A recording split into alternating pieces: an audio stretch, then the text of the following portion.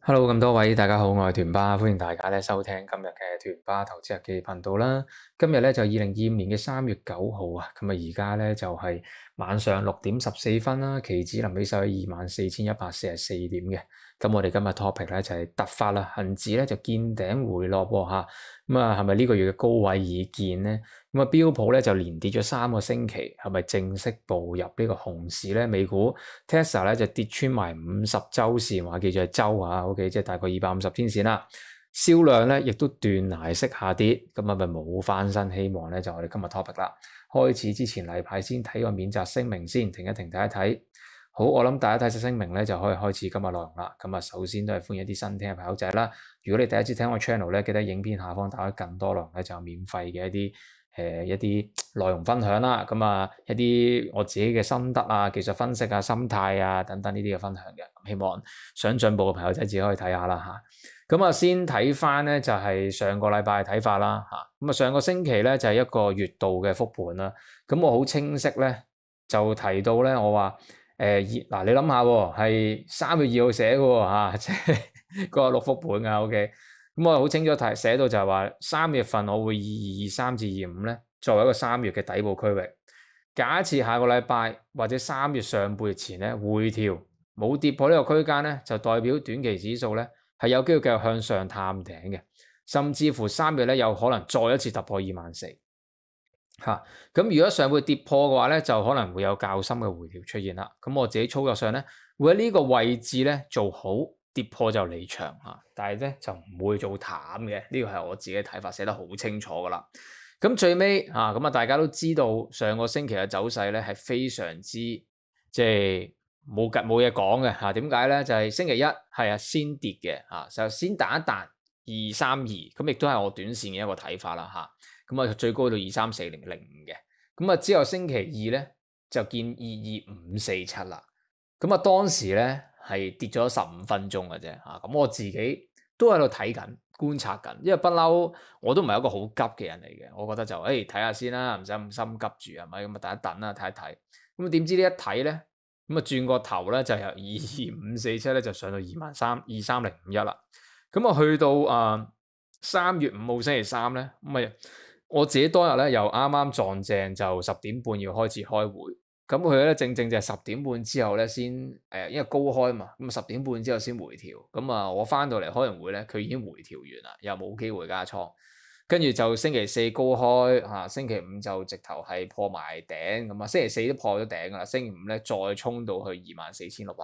咁收市就倒跌就跌翻138點嘅，咁成個走勢基本上就一個星期時間就滿足埋一個月嘅波幅咁滯噶啦個波幅去到呢一個禮拜嘅波幅係去到有成2122點嘅波幅，係滿足晒噶，即係所以你見我喺前幾日復盤前2日定前3日我都有講過就話我自己就睇得好化嘅，即係好多朋友仔就話哇你賺唔到呢一轉2000點喎，有乜所謂啫？其實真係冇乜所謂，因為首先第一樣嘢啦，係嘛？你教波叻或者你戰術分析叻，你話我等於諸葛亮啫嘛，係咪？你諸葛亮你叫佢上去劈友，佢都未必劈得掂啊！你叫佢上去打仗，攞把刀去斬，攞射箭咁，佢都未必夠人打啦，係咪？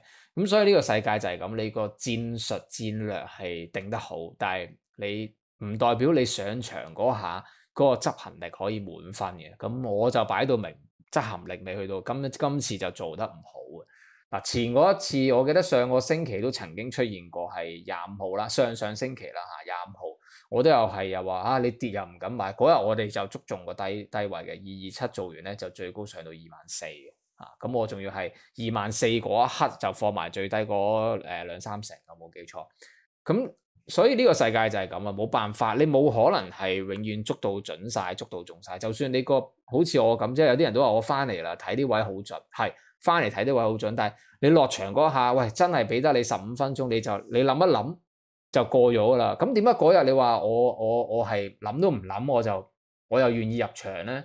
其實大家有印象記得咧，因為當日咧係啱啱好去到10天線啊，俾大家望一望我10天線先，啱啱到10天線，所以我好有信心。喂，第一次試呢條命咁啊，梗係要用一用佢啦，係咪？咁跟住之後咧，但係咧上個禮拜咧就有啲可惜咧，就係20天線係未去到。即係如果你話佢落深啲，佢去到224、223咧，我又敢加嘅，我可能會唔理咁多先加咗先嘅。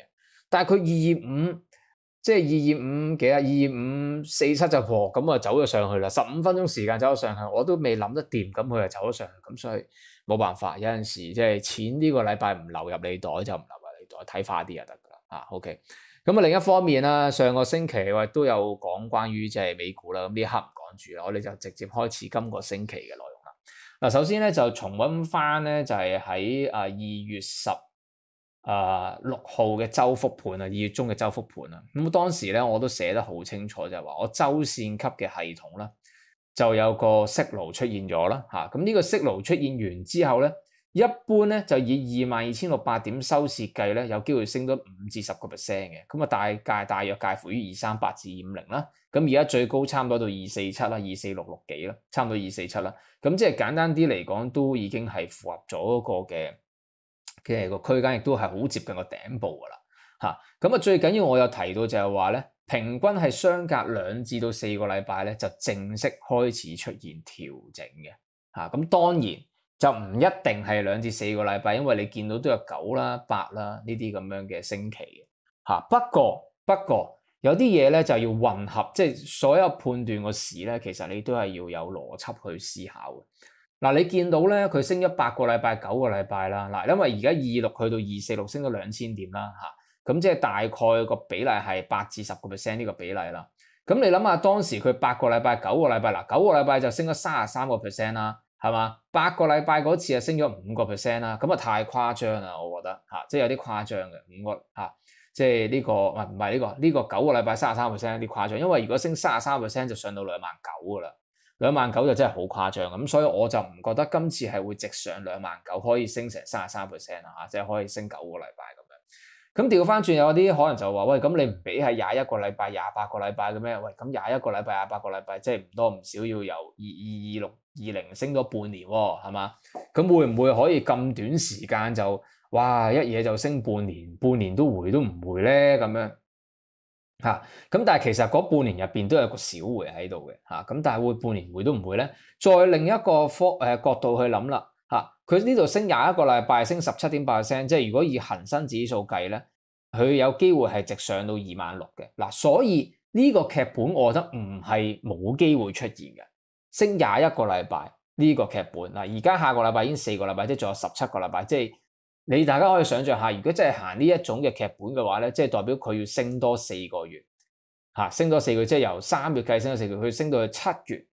但係呢個7月份咧，向上嘅空間可能只係多千幾點，即係去到26,000幾就停，唔係冇機會嘅。我覺得呢個劇本，因為你今年個低位18,000幾點啊，咁佢上到26,000幾，咪8,000點波幅啦嚇，一年波幅8,000零點好正常嘅嚇，唔係冇機會嘅。咁所以我哋腦入邊有呢個諗法先嚇。但係你話30幾個 percent，我係諗跌都唔跌就直上29,000，我就覺得有啲困難嘅。但係普遍我哋見到最多係咩情況啊？最多係升3-4個禮拜，3-4個禮拜，而平均就啱啱所講5至10%，亦即係我哋而家呢個範圍裏邊嚇。咁所以我而家暫時就係一個好簡單嘅判斷上邊，我就覺得，咦，開始就似模似樣咯喎嚇，即係由呢個2月17號計1、2、3個禮拜見頂啦，會唔會其實已經見咗頂咧？定係下個禮拜仲要再打多針上去，去到24,800、24,900咧？咁我覺得喺初步配合咗一啲邏輯上嘅思考分析嘅睇法上邊咧，我個人嘅判斷咧，我覺得22669就係好大機會係頂噶就算再上，可能都係俾多100幾廿點228、229點解咧？因為另一個好重要嘅位就係咩咧？就係嗱，大家睇翻啦，我哋睇翻個市咧，就係之前咧225係一個好大阻力，點解啊？因為2022年嘅3月啦。6月啦，同埋2023年嘅2月啦，再加上咧2024年嘅9月啦，都係想突破呢個位置係失敗，然後最終有下跌收場嘅。咁今次真係正式企穩之後咧，就係一個企穩之後突破啦。咁其實下一個嘅阻力位置咧，正正就係225附近。點解我話係225附近咧？嗱，如果你話計足啲咧，係應該係247附近嘅。好簡單嘅啫。你就係見到咧，其實267同埋呢度227之間咧就係247啦。呢個位置正正就係由8月初、7月尾、8月初至到2022年初，即係呢度講緊呢個半年嘅範圍裏邊嘅中間位，跌落去彈翻，穿一穿又彈翻，跟住真正跌破，變成阻力。咁呢個227係一個好靚仔嘅阻力嚟嘅。咁而家啱啱好22669，咁所以你話升多百零點有冇機會？有，因為下個禮拜嘅通道頂咧喺249噶啦，已經去到，所以你話穿多啲啲掂埋227，真係掂足呢條線有冇機會？有機會，唔係冇機會嚇。咁但係真係離個頂部，我自己覺得短期嘅頂部好近，同埋就算即係如果你話用翻啱啱第一個 point 周線級嗰個系統嘅話，都係喺個週期上都係好接近嗰個頂部噶啦嚇。咁所以大家就可以去諗一諗，哇！我呢個位置係咪仲要搏？冇錯，你可能你話咁我24000搏咯，咁都有頂部都有900點。你以個 day trade 嘅立場嚟諗，唔係話唔得嘅，但係即係大家要唔係你應該咁講，即係你話用一個 swing trade 嘅立場去諗，喂都有900點啦。但係你要諗下喎，你向下一回起上嚟，可能一落翻22樓呢啲而家咁大嘅波幅嘅情況底下，要落22樓其實係好簡單嘅一件事情嚟嘅，一啲都唔複雜嘅。OK。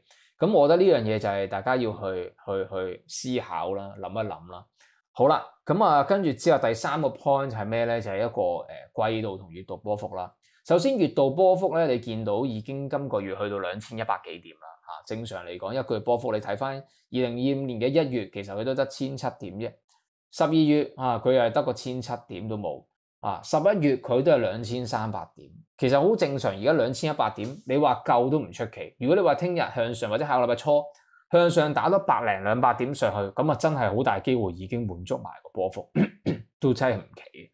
OK，咁我哋調翻轉諗啦，向上如果下個禮拜初佢真係有機會再嚟多下打翻上去再做多次個頂，滿足個波幅，咁咧成件事就因為佢基於佢個季度波幅滿足咗關係咧。咁我自己覺得你話喺呢個月佢仲要向下有個好深度調整咧，有啲難嘅，所以下個禮拜係好關鍵嘅。咁但係我哋有樣嘢，點解我首先要俾大家睇就個季度波幅咧？係因為OK 唔係月度波幅啦嚇，係因為咧大家要睇翻一樣嘢咧，就係首先咧就係喺個月度波幅嘅邏輯上邊咧，上個月咧就行咗成4300點嘅一個波幅嘅，上個月4300點 ，OK， 好啦，4300點我俾大家望下，喺2024年9月佢都行咗成4500，咁之後嗰個月咧其實都行到3000幾點波幅嘅嚇，跟住之後你再睇翻啦，即係譬如好似呢一個月份咁，佢向下跌嘅，行咗4700，再下一個月咧其實佢都行到挨住2900幾點波幅嘅嚇，咁啊再詳細嘅日子咁啊，大家有機會咧就自己睇我文字復盤，我都有寫多幾個月嘅。我想表達啲咩咧？就係話，其實你因為上個月個橡筋打大咗，你咁樣諗啦，即係佢本身拉闊咗嗰個波幅咧，佢要縮窄翻，其實佢需要時間，佢唔係話我一嚟聽日就縮窄翻，就或者下個月就即刻縮窄翻，唔係，佢有個過程嘅。一般嚟講咧，個縮窄個幅度咧，大概係會打翻個7折嘅咁當然。都有啲情況係得翻一半嘅波幅，即係譬如上個月4000幾，今個月就得翻2000幾點波幅，係有嘅。但係較多嘅比例上邊係可以行到7成嘅波幅嘅。咁上個月我哋4300點7成嘅波幅，即係呢個月係有機會行3000點波幅㗎。OK， 呢個有機會行3000點波幅嘅。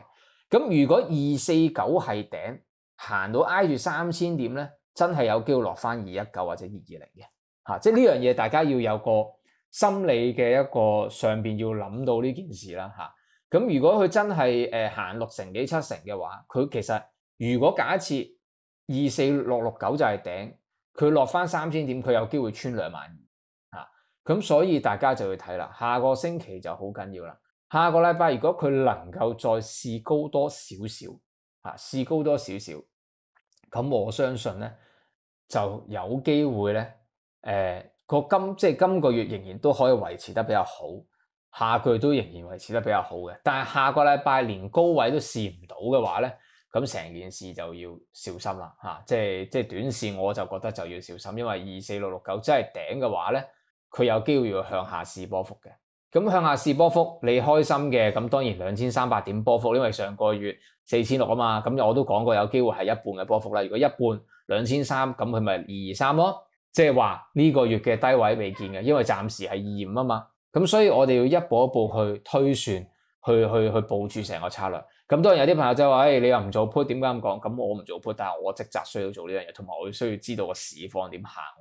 我唔做 put 啫，但係我都要部署幾時要買貨，呢個好緊要啦嚇。OK， 好啦，咁所以啱啱講咗3個 point 啦，周線級嘅系統話俾我哋聽，呢一兩個星期啱啱過，一係就啱啱過呢個禮拜2、4、6、6、9係頂，一係下個禮拜唔知會唔會做多100-200點向上，然後嗰個係頂。OK， 跟住之後我哋亦都要知下一個大阻力咧，其實就係247，俾佢向上打穿少少249、250，好未？都好盡噶啦，其實點都要頂一頂，阻住你，冇可能一嘢又跳空，除非佢突然之間有5、6千億成交推過去啦。咁如果冇嘅，咁啊一定係要小心要留意噶啦。第3個 point 就係季度同埋月度波幅啦。咁而家嘅季度波幅咧，我想講咧已經係去到5998點噶啦。係歷史以嚟以陽燭計嘅波幅嚟講排第2噶啦，對上一次高過去嘅已經係2007年第3季嘅波幅嚟噶啦。2007年第3季咧係接近有8000點嘅波幅，7900點嘅波幅啊。咁而家已經係歷史嚟講嘅第二名嘅陽燭嘅季度波幅嚟噶啦。過去都冇咁堅抽過啊。即係你你見到呢一個好似好勁咁，都係升，人哋都係升5500，都係5500點波幅㗎咋。2022年第4季所以而家好勁㗎啦，已經佢好似都係5000點波幅，其實都係一般嚟講你見開。當然陰燭你話勁啲嘅不嬲跌係快過升㗎嘛，係咪？咁所以而家已經好勁啦，因為上次咧都係5400，今次已經係講緊5900挨住6000㗎啦。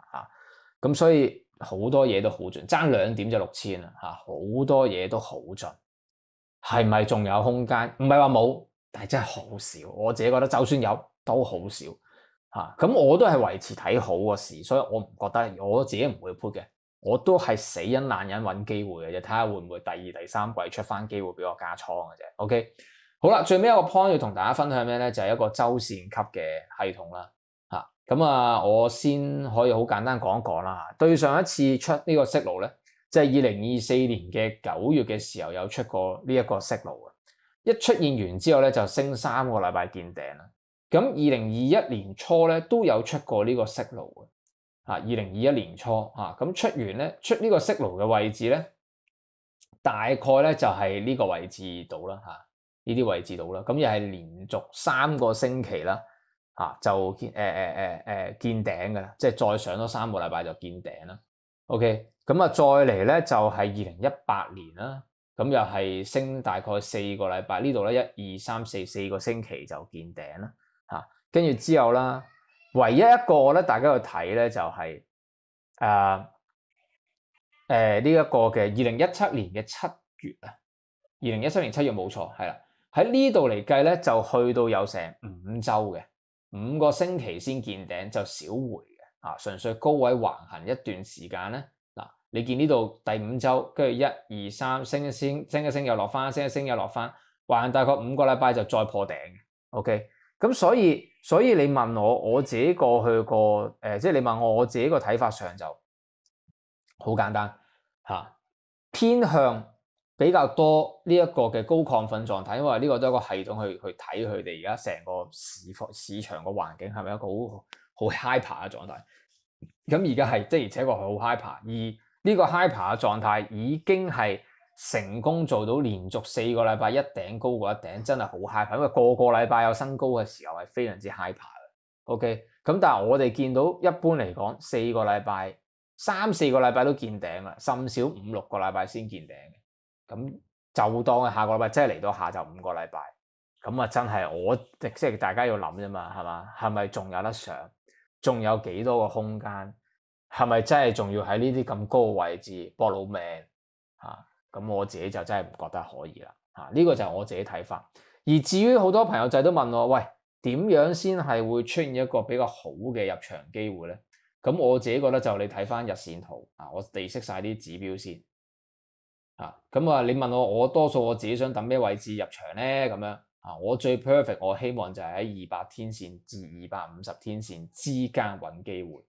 點解咁講咧？嗱，我哋唔好睇之前跌勢啦，之前一直大跌市嘅時候咁冇乜嘢好睇嘅，基本上都係一直跌噶啦。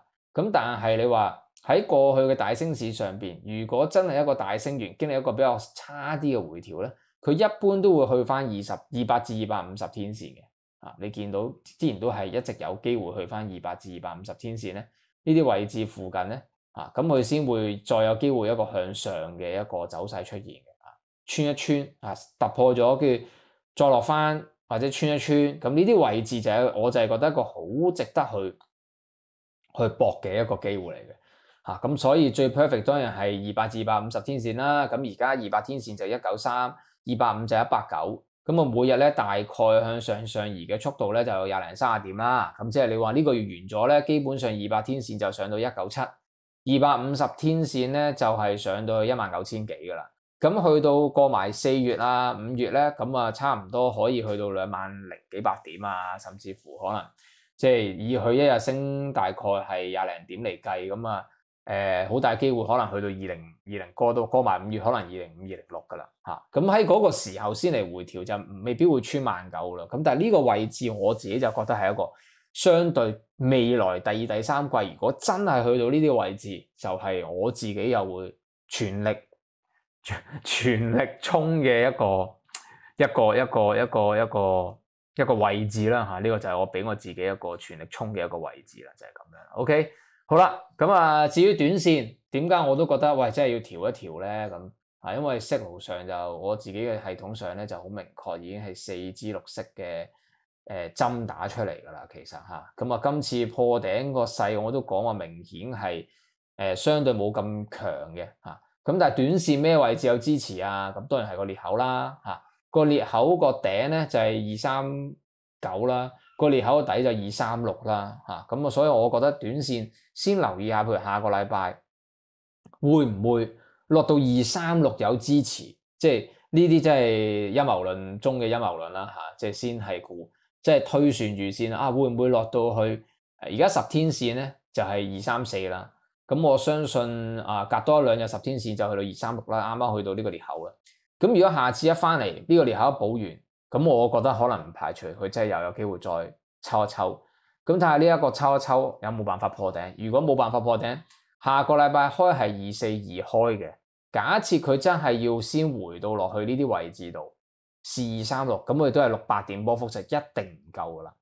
咁所以我會自己覺得下個星期短線嚟講兩組劇本啦咁如果跟住個大勢先回調嘅，咁可能去到236又揾到啲支持，又推翻上去1000點波幅又去到246，再甚至乎可能下星期再試下個頂，或者下個禮拜再試一試個頂，係嘛，揾個新嘅高度。咁但係你話如果下個禮拜佢翻到嚟，可能236都未到，純粹24000又揾到個力。又走高啲，譬如舉例子，可能走到245或者244，跟住之後就真係正式掉頭一落到去穿埋236，可能落到234、235超跌下少少啦咁嘅，因為佢可以支針最尾即係個收市位又走翻上嚟㗎。喂，咁你去到呢啲位置咧，咁我就覺得有機會就可能會做個 B 彈，而整體個勢就真係結束啦如果真係可以插穿呢個10天線。咁好大機會就可能係一個好似我呢個周線圖咁啦即係見到個頂，跟住又落翻落嚟。咁當然呢度可以再有個止浪嘅，先落233、232，再小反彈，係嘛？跟住再落到去落多次25，跟住開始喺或者落直頭破25可能23，咁滿足咗月波幅，然後喺22000幾百點至到24000幾百點之間，上下徘徊2000點。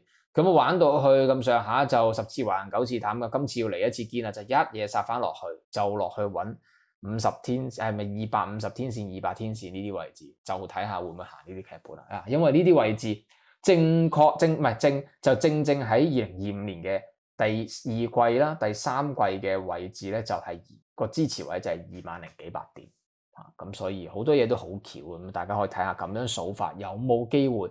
可以喺第2、第3季嘅時候俾翻個機會我哋上車。我講過啦，20000點你上到車，假設一年波幅8000點，即係話佢要去到26000幾點今年嘅話，咁你仲有6000點嘅空間，其實好夠肉食㗎啦，已經嚇 OK。你把握食到呢條魚都好肥㗎啦，其實 OK。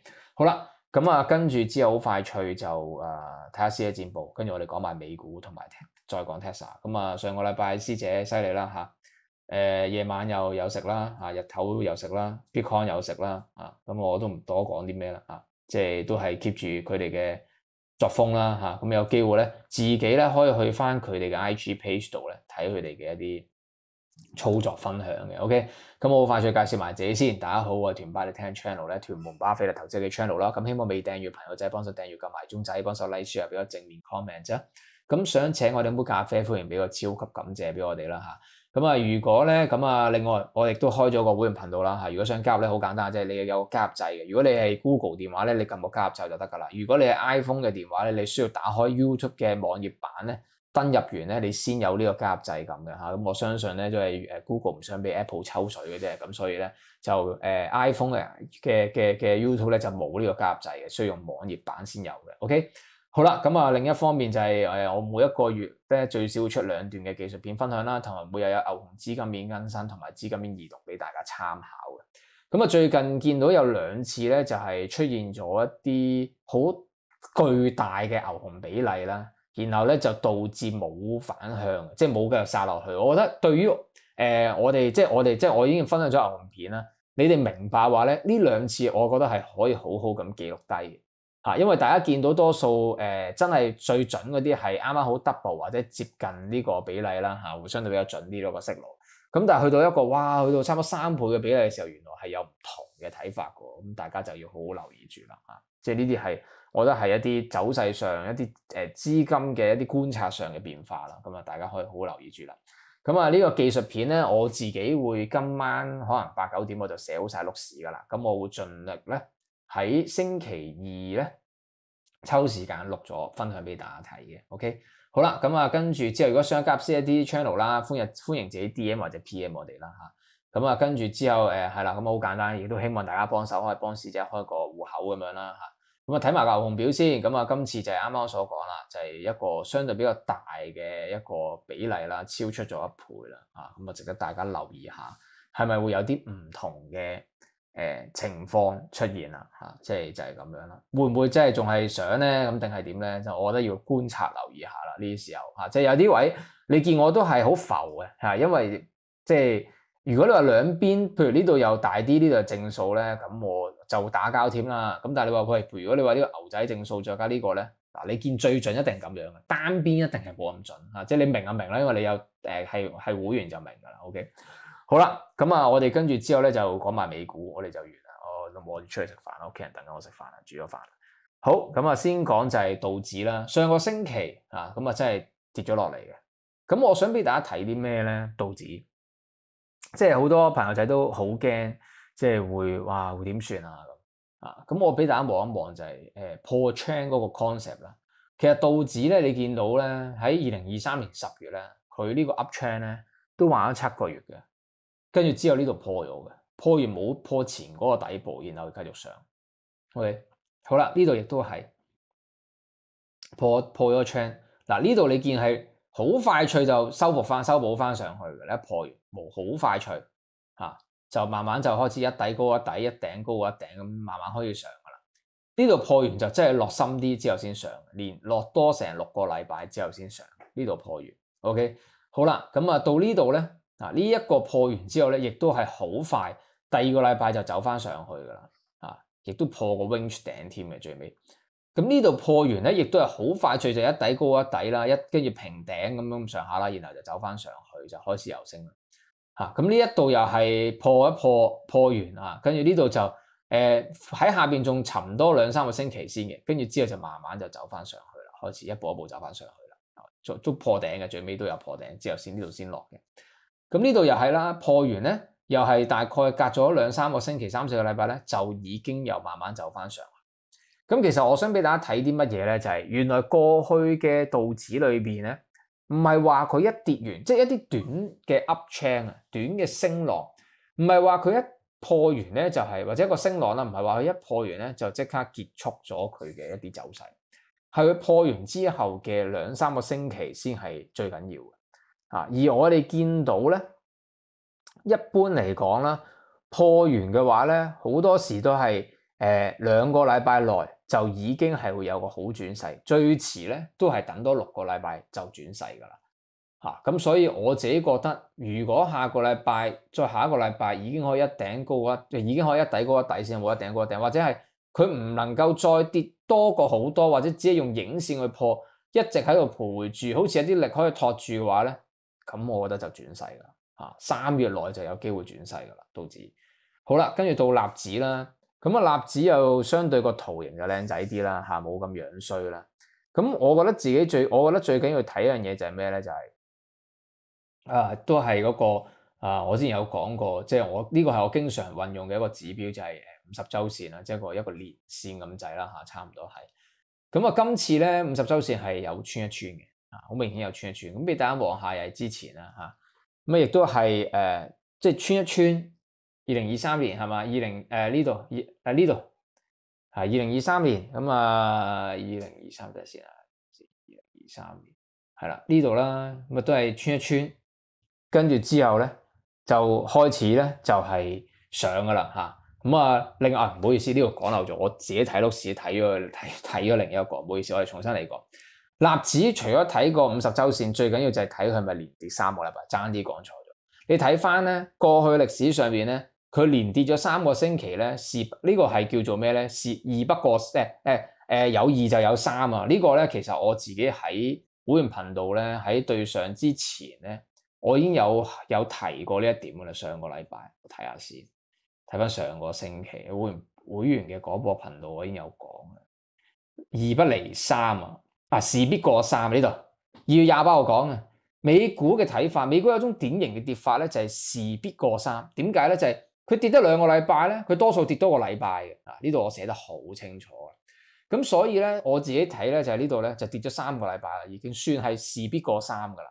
咁呢度係跌3個禮拜，然後呢度雖然仲要再跌，但係呢度一支大陽燭打出嚟咧就開始反彈。咁呢度咧又係跌3個禮拜就開始反彈。咁呢度就係唔得嘅。2023年7月嗰次咧就跌3個禮拜，彈2個禮拜，再跌3個禮拜咧。咁跟住之後呢一度係失敗咗嘅。呢度係失敗咗嘅。呢度係失敗咗嘅。OK， 好啦，跟住我哋再睇啦。呢度係跌3個禮拜就可以上。咁唯獨是即係跌得耐啲呢啲咧，就係呢啲啦。跌得耐啲，真係一個跌浪嘅時候，佢就係會超過3個禮拜嘅。否則嘅話咧，都係3個禮拜點都要彈一彈嘅，點都係要彈一彈嘅。咁再睇翻以前都係咁啊，3個禮拜彈，3個禮拜彈，3個禮拜開始彈。OK， 咁呢度疫情嗰次嘅大跌啦，1、2、3、4、5個禮拜先彈啦。咁呢度係3個禮拜彈，呢度就耐啲啲，4個星期先彈。OK， 但係我想俾大家睇到2018年啦，你自己睇翻美股好多時真係跌3個禮拜就彈噶啦，佢跌3個禮拜都唔彈，你小心啲，即係代表咩啊？真係一個大跌市，熊市出現先會3個禮拜都唔彈，所以下個星期好關鍵啦，已經一來掂到個年線50週線，二來通道好靚仔，吉穿又上翻，所以如果下個禮拜有翻個反彈，成件事就唔同晒啦。咁當然大家都會諗，喂，究竟係彈少少又回翻，定係真正彈咧？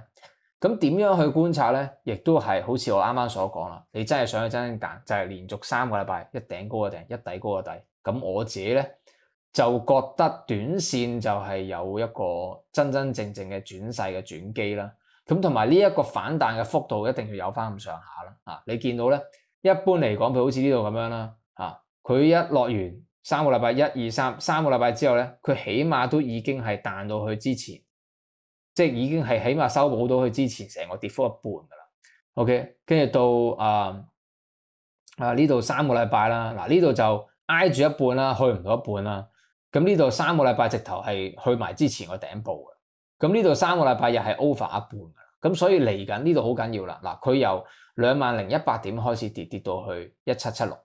咁總共咧就係跌咗有300幾點啦。咁就要睇下佢可唔可以由個低位計，起碼可以反彈翻有618先啦，即係大概係1400-1500點嘅距離啦，即係可以起碼上翻去19樓先啦，192、193，即係呢一個反彈起碼去到192、193先啦。樂觀嘅梗係0.764啦，0.764即係大概起碼可以上到去呢啲位置添啦，嚇195、194呢啲位置啦。咁就代表即係佢冇可能個禮拜升又升翻10個禮拜，我就覺得好難嘅。但係如果佢呢個反彈力度夠強嘅，咁就成件事唔同晒啦嚇。咁啊，我成日都講就係話去睇要觀察就係咁樣啦。但係始終美股咧都真係其實要就嚟到個變盤日㗎啦，已經係啊，即係呢個好緊要嘅。OK。咁啊，跟住之後到標普啦。頭先其實我係想講標普嘅呢個50週線啊。咁你見標普咧係唯一一個未破啊，未掂到50週線啊，啱啱好黐一黐咁樣啦，咁上緊啊。OK。咁大家可以睇翻咧，其實之前嘅標普咧，逢親去到50週線咧，都係就唔 touch 啊，佢都係就算跌破啊，一個禮拜就翻轉頭噶啦。嗱，呢度係跌破。第二個禮拜出翻陽燭㗎啦，跟住喺下邊嗰兩個禮拜還多兩個禮拜就開始上，所以50週線對於標普好緊要，佢只要跌多過兩個禮拜上唔翻咧，我就可以咁講咧，佢就接近出嗱，呢度係一掂少少都要大反彈，見唔見到啊？所以而家係好關鍵一個走勢就係下個星期聽日開始會唔會有一個大反彈出現？如果有，一切都安好。一切都安好，但係如果你話嚟緊一兩個禮拜都出唔到一個比較像樣嘅連續性嘅大反彈，就係彈啲啲，甚至乎下個彈啲啲又穿翻，仲要穿兩個禮拜咧，咁啊真係大熊市出現，真係有機會係一個比較深啲嘅熊市啦。OK，咁所以大家要留意住啦。我自己覺得標普其實喺個時間週期上，如果計埋道指去混合去判斷咧，係最多等多即係等到去4月中前點都明朗。快起上嚟，其實下個星期甚至乎下星期，你已經知道個標普即係美股係咪調整完㗎啦？快起上嚟啊！下個禮拜或者下禮拜，咁所以好多朋友仔問我：哇，咁點啊？你啲 Tesla 點啊？嗱，我最尾講埋啦，美股啦，我總結下個美股就係，我覺得機會係越嚟越接近嘅，機會越嚟越接近嘅啊！我自己相信係應該係頂得到嘅啊，因為我都講過就係我自己初步睇係美國大選完咗啦，無論之前特朗普第一年上場，其實個市都係上。雖然而家好多不明朗因素，有貿易戰咁，你見特朗普而家最新消息又係話俾加拿大同埋墨西哥唞下氣先，係咪？即係你見佢其實佢唔係真係想加你關稅，佢係一直係想同你丟，想同你傾，佢都係想自己個國家收入可以好啲，係嘛？唔想俾你抽咁多稅咁樣。佢係想提高美國競爭力，亦調翻轉，亦都想啲即係美國嘅企業或者其他嘅企業，你想喺美國度做生意，你喺度開廠啦，提高就業率啦，即係出發點係 OK 嘅，雖然係變態啲個人即係好多即係感覺上好似瘋狂啲，但係起碼佢做緊嘅事，我覺得在於一個國家嘅出發點嚟講，我唔覺得有啲咩太大問題。咁當然如果你係民主黨嘅，你梗係好憎佢啦。咁但係我又唔係美國人，我又唔係共和黨定民主黨，我純粹以一個好正常嘅即係個思想去諗呢件事嘅時候，我覺得係佢唔係做緊啲即係如果假設我係一個美國人嘅話，我唔覺得佢害緊美國嘅嚇。你諗下，喂，你一年慳咁多錢，跟住佢仲要喺上個禮拜幾啊？上個禮拜3係嘛？定禮拜4啊？嗰個嘅佢嘅一個演說入邊講得好清楚，就係喂，佢想減稅喎，佢希望係有咁 make sense 嘅一個效率嘅時候，將個支出減咗嘅時候，佢係想還富於民嘅喎，即係佢冇富過啦，美國國債咁勁啦，即係佢係想喂大家一齊開心，即係美國係要去更加強大，所以我覺得個理論上係。咁當然啦即係你話 old money 唔 like 佢唔出奇咁，但係呢個世界係好特別嘅即係我覺得去到某一個位置嘅時候，個市就應該要翻嚟嘅。咁但係咪嚟緊會翻嚟就要再睇啦。咁最尾講埋 Tesla 啦咁講到咁即係團筆你點睇？咁我睇呢一兩個禮拜係下個禮拜頂到我睇上我好直接講咗答案。下個禮拜頂到我就睇美股應該係就跌完啦。好啦，到 Tesla 就經歷歷史以嚟最長嘅跌落咁亦都證明話俾大家聽，即係我哋靠左側去判斷右側唔係咁容易即係喺 Tesla 度就行唔到啦，因為過去都未試過經歷咁長嘅一個跌落。咁想俾大家望下就係50週線上個禮拜就265蚊啦，而50週線對應咧其實係可以當係250天線啦。就係呢一個嘅259蚊啦。咁所以有朋友真係話俾我聽，喂，係咪跌破咗？我可以咁講，50周線跌破，但係50天線係未跌破。咁或者我哋攞佢個均值啦，就係262。咁正正而家就收喺262，259同265中間就係262。咁而家正正收喺262，即係啱啱叫企住咗一個連線嘅空間裏邊，所以 OK 嘅，OK 嘅。同埋短線有個好重要嘅位置就正正就係262蚊附近，因為佢喺呢個位置已經係由2023年開始8月啦，去到2024年10月呢年齡裏邊都係受壓於呢個位置嘅。咁而家正式突破，翻轉頭回測嚇，咁所以我自己相信企穩嘅機率都大嘅嚇。咁但係點樣去判斷？即係同埋而家已經係翻去啦，因為特朗普係11月第一個禮拜上任，係咪？即係贏咗啦。咁由呢個禮拜開始嘅升勢咧，正正就係呢啲位置附近。佢已經翻嚟，特朗普效應俾還翻晒出嚟㗎啦嚇，咁已經去翻去正常嘅一個情況。咁當然市場好恐慌嚇，又話歐洲銷量大跌啊，呢樣大跌，嗰樣大跌。咁但係我覺得有陣時我就唔係好睇新聞嘅，我睇實質數據嘅啫。我就係見到其實 Model Y 梗係跌啦，Model Y 都未開始拆 Model Y 嘅數據。係嘛？咁大陸又話跌咁樣，咁其實你隔多2個禮拜，當 Model Y 開始不斷咁上牌上保險嘅時候，你就發現個數據又會起翻。好消息出貨，壞消息入貨，呢個係我炒咁耐股票一直沿用嘅一個方法嚟嘅。咁但係喺港股度咧，我就覺得會好容易瀨嘢嘅，因為要一瀨幾年嘅，好似以前爸爸咁樣。OK，咁但係喺美股度咧就好少會瀨幾年嘅，最多一瀨半年半幾個月嘅啫嚇，即係你美股跌得好快嘅，要彈都彈得好快。咁所以我自己覺得 Tesla 去到呢啲位置咧好值博，再加埋我自己分析完之後，我覺得好值博嘅。咁我自己會考慮喺呢啲位置咧。咁我之前都講過死因難忍啦，咁我下個禮拜會喺呢啲位置咧，唔排除就會有再加翻啲倉位啦。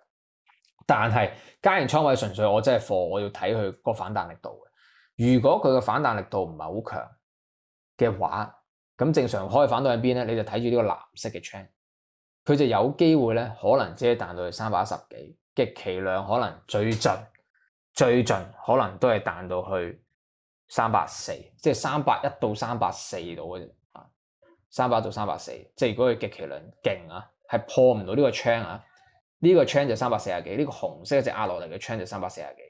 OK， 呢個藍色嘅 trend 咧就381度。咁所以如果佢真係反彈無力嘅話，就係呢個位置入邊就會遇到阻力打翻落嚟。同埋正常嚟講咧，之前21號第一個底部320幾咧，都係會形成一個阻力，所以呢一個空間好大阻力嘅，睇佢破唔破到。如果真係有主力、有機構、有資金入場，邏輯係可以破得到嘅。但係破唔到咧，就要小心啊！即係我自己覺得，Tesla 可能真係有排都即係又要磨一段時間先有個好嘅景象出現啦。咁但係如果佢好彩地破得到，佢呢一口氣可以上到380幾，甚至乎即係再高啲，補埋呢一個裂口390幾呢個裂口400蚊，咁成件事就唔同啦。我對於 Tesla 就繼續係非常之樂觀，甚至乎年尾唔係500幾，再高啲都有機會見得到。咁所以美股我都講咗準備要轉角 ，Tesla 睇落去又似係準備又要差唔多轉角，究竟係佢純粹一個小反彈？跟住喺入邊繼續徘徊，繼續喺度借皮，繼續係冇力，定係一個大反彈，然後跟住之後做一個回測，然後就繼續向上嘅升浪啊！咁我覺得好快知噶啦，就係咁咯，好冇？今日分享到呢度，多謝大家支持，拜拜。